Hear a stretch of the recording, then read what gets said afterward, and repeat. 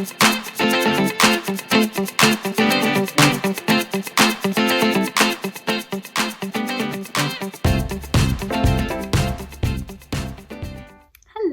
it's Miss Holly with Dance Dreams, and welcome back to another craft video. I'm so excited you're joining me today. This time we're going to be making peacocks. So one of my favorite things about peacocks is all the beautiful colors in their feathers. So to make our peacocks today, we're going to need one coffee filter, a bunch of different colors of washable markers, some googly eyes, some paper of whatever color you would like. I'm going to choose pink. You can choose whatever color you want to make its head and neck. Some glue. And something that you can put your coffee filter on, because we are going to use a spritz bottle. I've got just a little spray bottle of water here, and we're going to put some water on that coffee filter so all the colors blend. So you may want to get a tray or baking sheet or something like that so that it stays in one place and doesn't get too messy. All right, I'll let you go grab those things and we'll get started. So step one is the fun part. We're going to take those washable markers and our coffee filter. Go ahead and set your coffee filter down on some kind of tray or baking sheet like this. And go ahead and pick whatever colors you want out. Maybe you want to do 2 colors, or maybe you want to do all of the colors. And you can go ahead and completely cover your coffee filter if you want to do just designs or if you want to fully color it. Either way, we're all going to have very unique looking peacocks in the end. So I'm going to choose, I think, 3 different colors. I'm going to do pink, I'm going to do purple, and I think I'll do green. So those are my color choices. And I'm going to start just by loosely coloring all the different sections in. If you want to just do designs, that's fine too. It doesn't matter too much because when you add the water, it will all blend together. So this part is not very important as far as how you color or decorate it.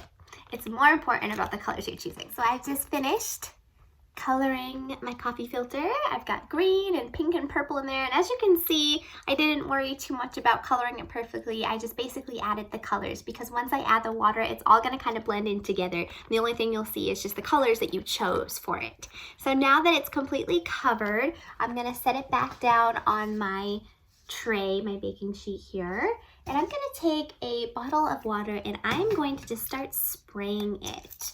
Now I don't want to completely drench it and make a huge puddle, but you do want it to be, I would say, fairly soaking wet. You'll notice that the colors will start to blend when it gets wet enough. So you want to start looking for the colors to slowly start blending. You can see mine are a little bit right here.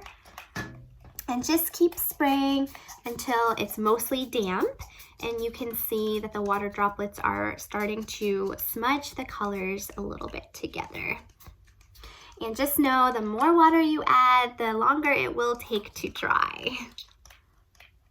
Now for drying, you can leave it out overnight. If it's a nice sunny day, a nice high temperature, you can leave it out in the sun for a few hours. Or the last option, if you're kind of in a time crunch, is you can actually go ahead and put this in the oven for just like a couple minutes at like the lowest possible heat temperature that you can set your oven on. I've done that many times at the lowest setting, the lowest heat setting, and within like a minute or 2 it's dried out. So I just keep checking it, and yeah, it only takes a couple minutes. So that's what I'm gonna do, but there are other options. If you want to leave it out overnight, that's totally fine. But we're gonna go ahead and put that to the side while that's drying. The next thing we're going to do is we're gonna take our scissors and we are going to cut out a head and neck from our pink paper. So once I cut mine out, I'll show you kind of what it's gonna look like. So here is what my peacock neck and head look like. So it's almost kind of like the shape of a spoon, I suppose. So I just did like a longer neck and then a rounded head on top for my peacock. And the next thing I'm going to do is take my googly eyes and my glue, and I'm going to add some googly eyes to the face. So my peacock eyes are drying. The next thing I'm going to work on for the face is I'm going to cut out a small little triangular shape for his beak. And I'll take an orange marker and I'll just color it in, and then I will glue the beak onto the face. So make sure it's pretty small. so that it can fit on his face, an upside down triangle colored orange with a marker. So now the beak is on, the head is all done. It's looking so cute. I'm gonna go now and check and see if my coffee filter has dried. So good news, I just got my coffee filter out of the oven. I was in there for maybe 2 minutes, only at I think 100 degrees. It was preheating to like 100 minute or two, and it's completely dry. So you can see the pinks and the greens and a little bit of the purples kind of blended in. But now, and by the way, you may need to kind of just loosely and gently kind of stretch it out, because sometimes it does get a little wrinkly in there. Once you kind of have it flattened out, then we're going to take our head and some glue, and we're going to tape it right onto the front like this to make your peacock. It's looking so good. I can't wait to see the finished product. Are you ready to see it? It's all done, and it looks amazing, and I bet yours does too. Good job, everybody. I had such a fun time making this Peacock Craft today. I hope you did too. Join me next week for another craft video. Bye, everybody.